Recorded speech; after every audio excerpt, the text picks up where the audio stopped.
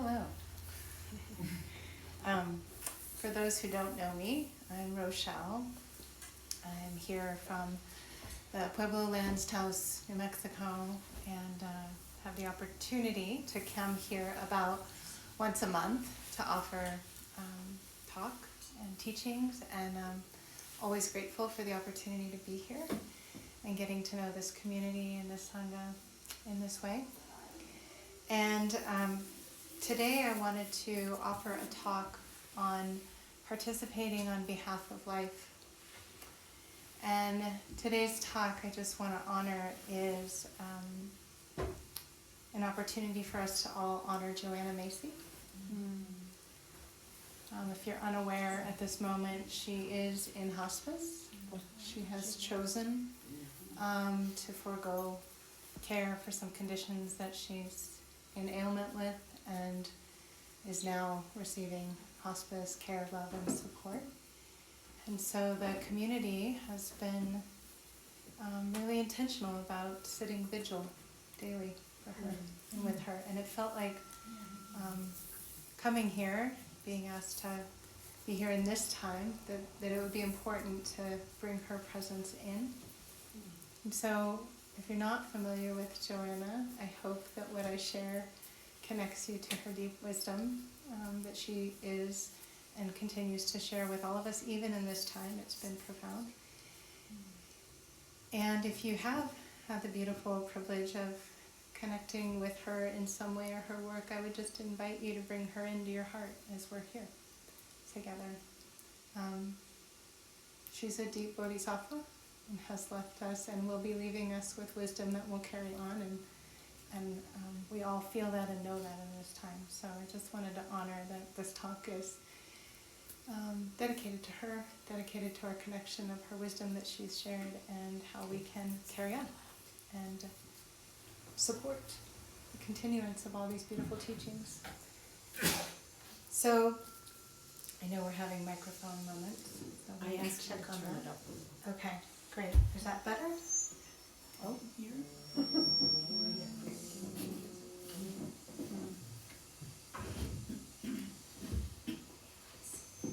Hello? Okay. I'm going to hold it here. That's so- good. I think that's fine. Okay. So I'm going to offer a quote from Joanna to begin.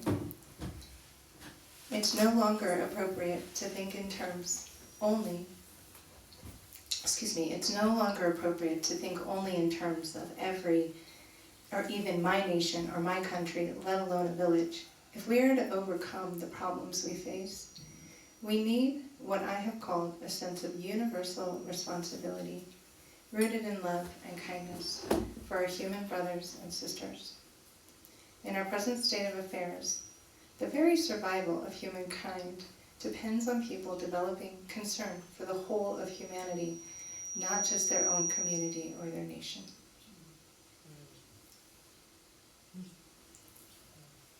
So I think what Joanna so eloquently reminds us in all of the ways she weaves her teaching is we're not separate. The depth of what it means to be interconnected. And when we know and experience from an embodied place what that actually feels like, we can't not be participating on behalf of life. So thinking for yourself, in what ways do you reflectively remember you're not separate? How do you actively engage with that remembering? For me, this comes poignantly through, and Joanna is so eloquent at this, but this way of remembering, we are the earth. We are nature. We are every sentient expression of life.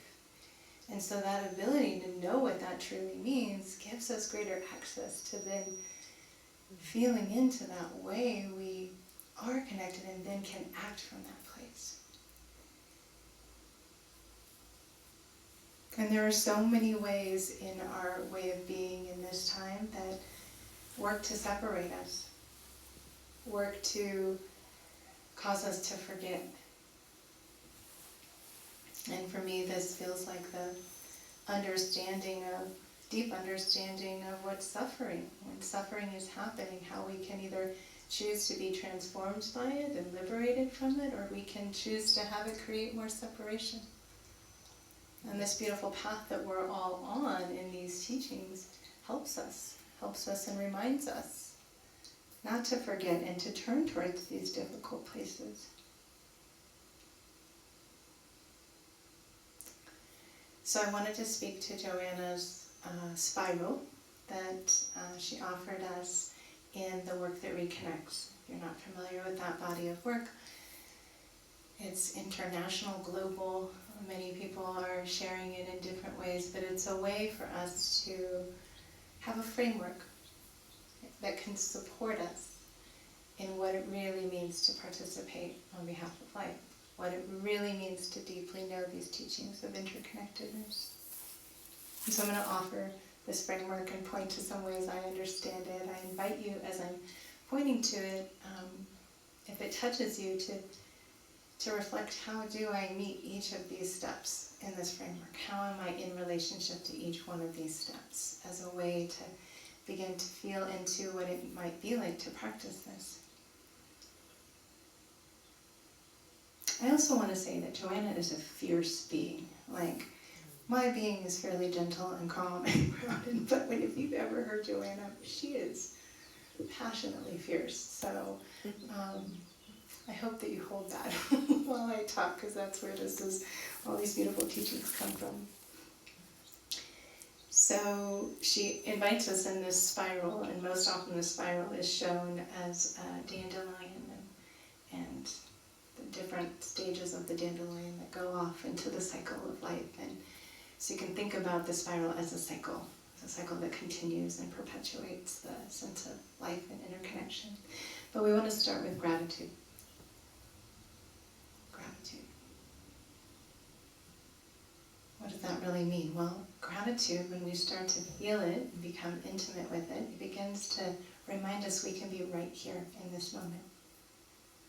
And I felt so grateful for the moisture in the air, even though we didn't get the drops of rain during our practice. But I could just feel it permeating my skin. I was like, thank you. Right? That moment. Or just the simplicity of feeling the goodness of one breath. A breath that we take in this moment that's an exchange of life supporting you. We can actually feel that, right? So gratitude begins to be this place, however we're reflective about it or we're in presence of our practice with it, it brings us right here and it grounds us. It actually grounds us into the depth of what we're pointing to in terms of this interconnectivity. I think it also has this beautiful capacity to quiet and still the chaos that's going on, right? Because when we're pointing to the challenges of this earth and humanity, hard not to get lost in that. So it not only presents us and grounds us, but it quiets that enormity of chaos or confusion that we can be feeling at times for the difficulties of what we're in at this moment. And so thinking about it for yourself, what helps you? What ways do you cultivate gratitude? Do you intentionally spend time daily revering appreciation for the goodness of our life that we're blessed with? We know in these teachings, right, we've had the good fortune to come in as humans. We've had the great fortune to be on this path. So there's something about that remembering of the goodness and the wholesomeness and the life-sustaining ways we're able to know in every single moment. I was also listening to that sweet bird that just made a sound and thinking how blessed I am to have ears that receive sound. It brightens my heart, it brightens my mind, quiets my mind, right? So this gratitude, having this way when we're in it and supporting our way of noticing that that's always true, it brings us deeper into relationship. You can't not, in gratitude, have a relationship going on. Right? So that it begins to go, oh right, not separate. Oh, right, part of some relationship here. Oh, right, belonging. Oh, right, all connected, all part of the web. We had a spider. He was circling the bowl for most of the practice. Yeah, he's over there. Yeah, I thought I was in practice and like, oh, you are the teacher today. Thank you for coming. Because it's this depth of the web. The depth of the web we can start to feel into in each actually of the stages of Joanna's spiral, but this intimacy with gratitude to really have that sense of profundity, of interconnectedness. And it's such a revolutionary act. I find this body of teaching around interconnectedness on this path of the teachings that we have the privilege of knowing, it really knows no limits in terms of how we start reflecting deeply into, how wedded we are with life. Like I was looking at the floor too and remembering how many years of growth of the trees and the sunlight and the water and the beings that pollinated and gathered let this floor happen. For us to sit, for us to be together. Like it just, like what profound gratitude for life to support us in that way. So however you reflect in that way, to let that ripen, let that be a place we take refuge and ground and stability in. Because the next part of the spiral that Joanna invites us to explore is to honor the pain of the world. And there's so much pain. It can feel quite, well, just to even say it, like, what do you mean? Turn and honor the pain of the world. But again, the liberative goodness of this path of practice says, yes, that's the way. And so when Joanna started pointing to this, she was really inviting us to radically speak the truth for the level of pain that we're in. Radically speak it. And when she started this work, it was in relationship to the impact of the nuclear challenges of our time, in essence. Like what was going to happen with nuclear war or all the different things that were going on. And she's been a champion. That's where her doorway to connection to the pain of the earth. She could see what would happen in the future. She could see what was happening now. So why aren't we feeling the enormity of the pain of that potential? And what that means to our planet, to our species to survive. And as this work has evolved, it's really seen as a beautiful transformative doorway and step into what it really means to be fully interconnected. It's not sane to be ignoring what's going on. It is more sane to be in the relationship of what is going on. And it can be hard to hold.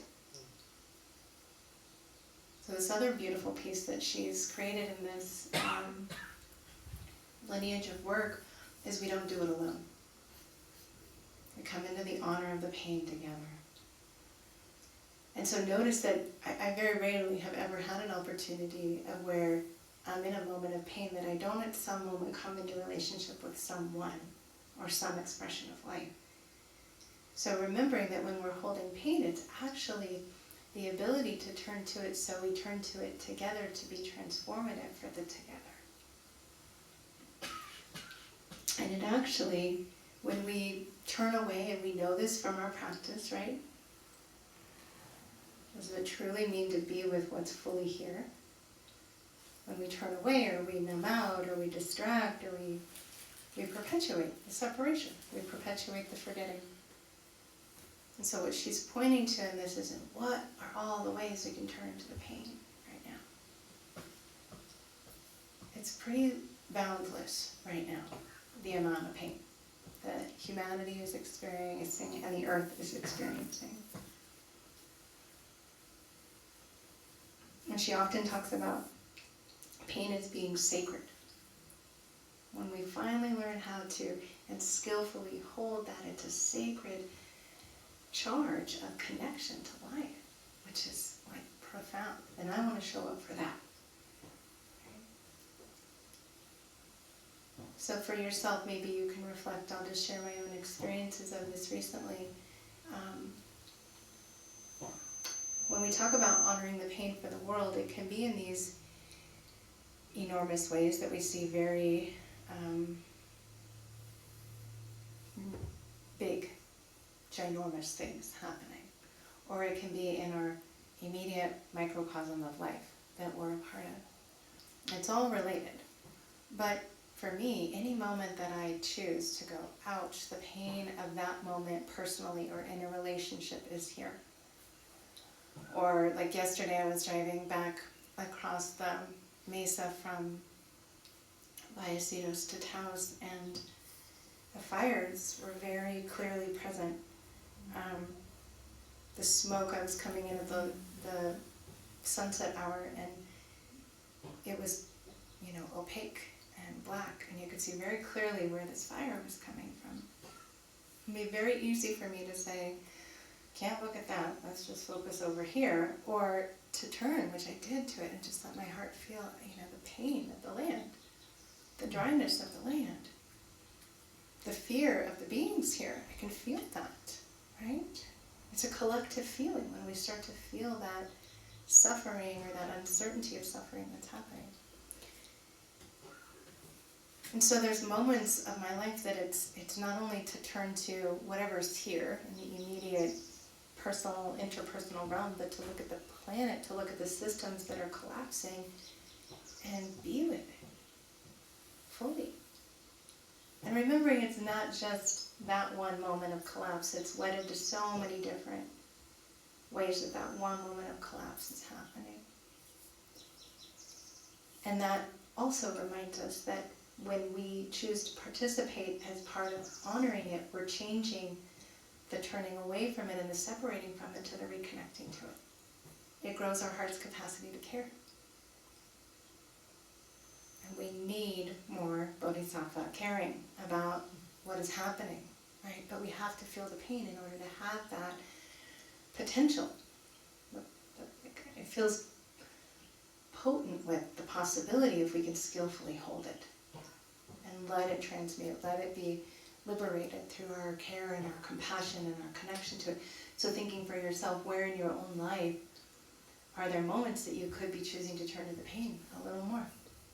And again, going back to the spiral, we start with that gratitude of ground of goodness, resource connection, and I think there's something also in this particular framework of learning how to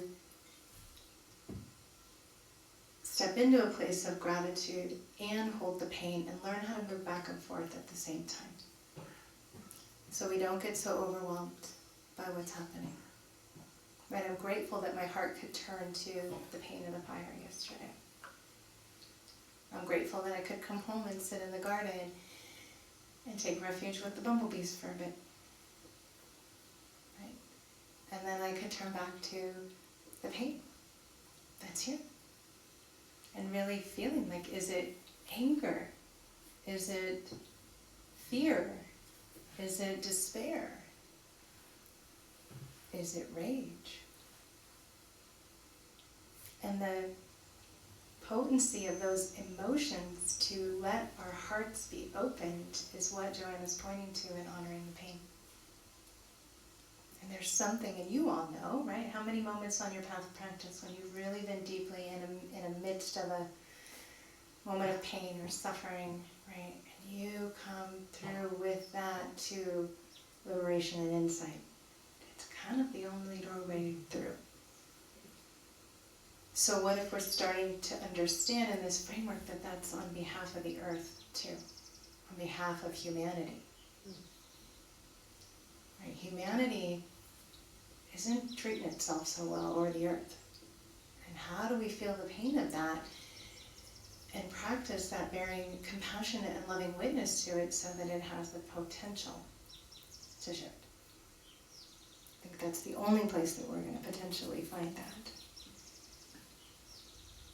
So for me, it's in my own work and what I'm up to is I'm deeply passionate about turning to trauma patterns and turning to traumas that continue to perpetuate more unwholesome ways of living and acting with one another. So that's like I will turn to that every time. Every time. Because it's a radical act of honoring the pain. So where is that for you? Where does your heart lean to go, oh, I care about that. We all have this. Well, the earth and humanity needs us to have it. To say I care about that, and I feel my heart moved, and I feel that pain, and in that place, a new response can arise. So this is the third step in the spiral that Joanna points us to, which is in and out of that remembering of that pain, and that pain is, we're holding it for the sacred of life and the reconnectivity of life, that it gives way to the possibility of seeing something new in that moment. It's often talked about at this stage in the spiral as seeing with new eyes or ancient eyes. I love that, right? To get your new eyes on and your ancient eyes on. And if, as you're meeting those moments of pain and letting it metabolize and transform us and liberate us, it usually does give way to new insight, new seeing. And where Joanne is pointing us in this is the possibility of seeing it as a wider system of life that needs our attention. She's really intentional about bringing deep curiosity in this particular stage of the spiral, and remembering that this moment of seeing has the possibility to release from all those conditioned ways of how we might be meeting the pain and see it something new. So one way that she speaks about this is around really feeling into the reality that every single moment of our lives, each one of our lives in this moment, we are connected to 7 generations, which roughly translates to 200 beings, which I like that number, that feels lovely, behind you, part of you, carrying you. Those beings are part of this entire web of life that's been happening for the last 200 years. How could they not be? If they're all nature, we're all nature. 200 years of life is teeming behind you. How do you want to see this moment of your life from that view? And how might you want to see it 7 generations in front of you? That's 200 beings from you forward. And what I find interesting in this particular phase of the spiral is she really invites us to be very imaginal about the future, very imaginal about if I showed up in this radical way of remembering and being connected to the depth of what it means to be interconnected, what would that look like for 200 years from, or for 200 beings forward, 7 generations forward in my life? And she invites us to consider a life where they look back at us and go, how'd you do that? Thank you. That's inspiring to me. That one goes, cool. I'll keep jumping in the pool of pain every time. To be able to say, there's something there that I can re-perceive, re-relate to. Maybe even, I think on most levels, this is a deep remembering, deep remembering of our reality of life is connected to this earth. We're not separate. That remembering becomes more potent as the way we live. And how we take steps to live in that way and repair our connection going forward so that life can continue. And then in her last step with us in the spiral, she invites us to, from that place, if we're seeing it in anew, remembering we have ancient wisdom that lives with us, what might that take a shape as to go forth with that? What does going forth actually look like? So I think Joanna was one of the first deep Buddhist scholars, Dharma practitioners that I came into contact with who was saying, great, we can study, we can practice, we can deeply know, and we gotta act.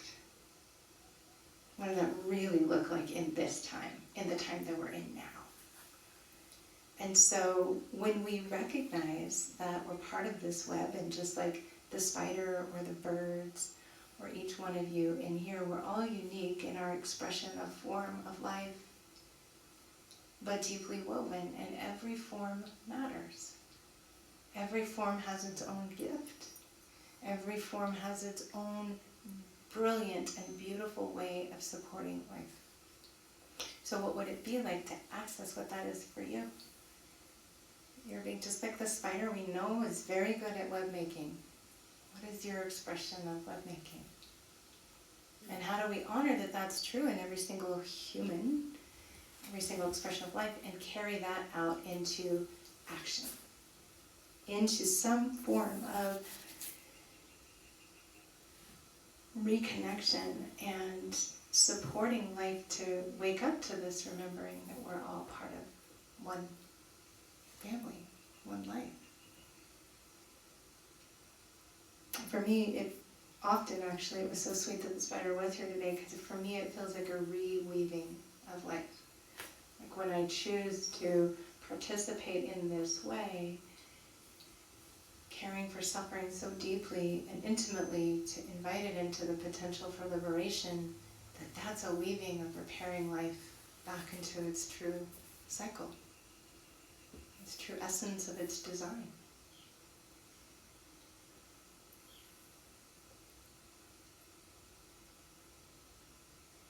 And I think that going forth piece sometimes can feel like, oh my gosh, there's so many going forth moments, what does that even mean? And then we can collapse and sit down and go, don't know.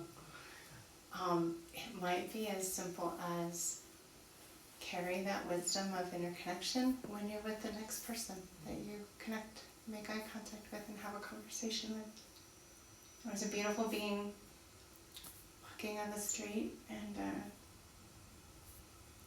clearly, likely unhoused, and it was just a moment of sending him, I love you, I hope you're well today, I see you.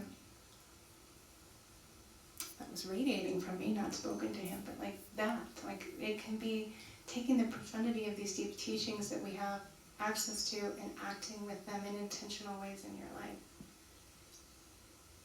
Might be we get involved in something. We get involved in caring for the earth and for humanity in some way. We didn't get here alone. We're not getting out alone. So the ability to recognize that no matter what you choose to go forth with in this way of reconnecting and remembering in this body of work she's left and is leaving us with, is to know that each action really does matter. Small, big. Actually, I would say there's no small. Because the moment that I see the garden that I live with and supports my life, and I see to tend to it differently, I know that's an act of caring for the earth, and then for my life and for all life. And it's that, we can remember that. So in what ways can you consider these ways of remembering and practicing the work that reconnects, which is such a beautiful name, right? The work that reconnects. She also talks about we're in the great turning. The great turning meaning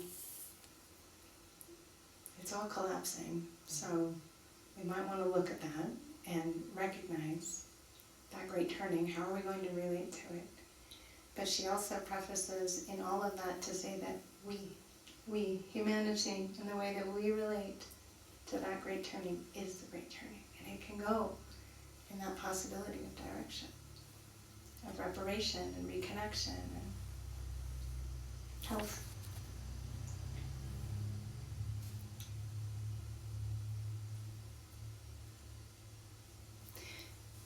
So just inviting you to, reflect on where could these stages and movements of the spiral be supportive for you. Maybe it's a very daily practice kind of thing.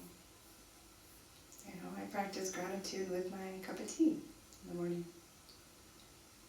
I also practice in that moment of that cup of tea all the many hands that supported that tea and all the many moments of pain and sorrow that people may have experienced creating that tea for me. And that I remember in that moment, every being has the right to freedom. And as part of connection to life. And act as best I can going into the day. How can I carry that forward a little bit more? So it really can be simple. It doesn't have to be in big movement ways, but if you're inspired to be in big movements, please be in big movements right now. It's the we that is going to do this reconnecting. So whatever that means for you. So I want to close us with Joanna's quotes. It's a full Joanna honoring talk today. So thank you for letting me share my love for her. And you know what's profound is I actually had the chance to meet a woman by the name of Jess Durante recently in May. Strange conditions brought us together. And she just finished a podcast, creating a 10-point series on a podcast with Joanna here last year. So in her 95th year. And it's beautiful. Happy to share the connection to that. But just meeting Jess and not ever having sat or met Joanna directly, I could feel Joanna. So it's so beautiful that loving, embodied, fierce presence for the earth is alive. We all carry it. We all carry it. That's her beautiful, humble message, is it's here for all of us to be awake to. So 2 quotes, because I couldn't choose what to close with. From Joanna. This is a dark time, filled with suffering and uncertainty. Like living cells in a larger body, it is natural that we feel the trauma of our world. So don't be afraid of the anguish you feel, or the anger, or the fear, because these responses arise from the depth of your caring and the truth of your interconnectedness with all beings.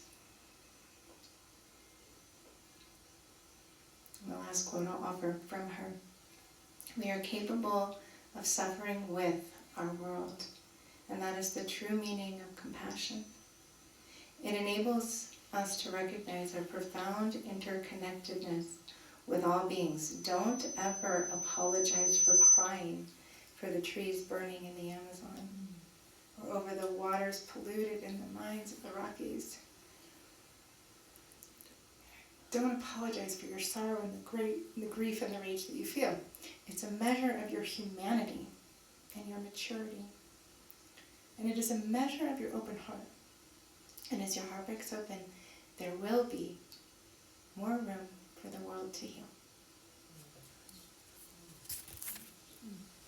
So let's sit for a moment together.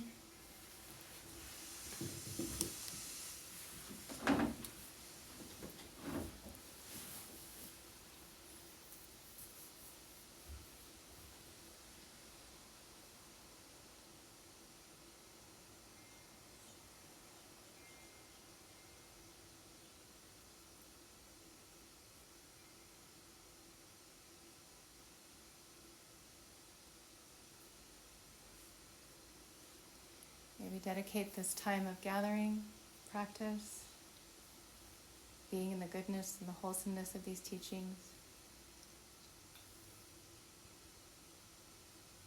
to the freedom from suffering for all life, and that we hold with deep love and reverent gratitude and peace for Joanna in this time.